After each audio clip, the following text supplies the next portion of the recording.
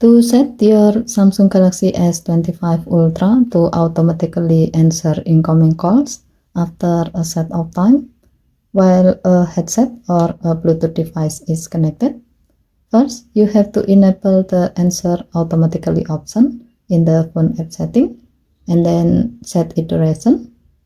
To do so, open phone app, tap more icon or three vertical dot icon at the top right, and then tap setting, tap answering and ending calls, tap answer automatically.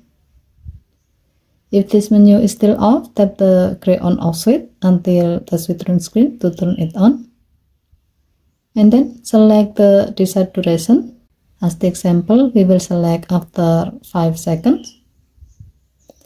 With this setting, now when a headset or a Bluetooth device is connected to your phone and there's an incoming call, then your phone will automatically answer the call after the duration you select is over, in this case after 5 seconds.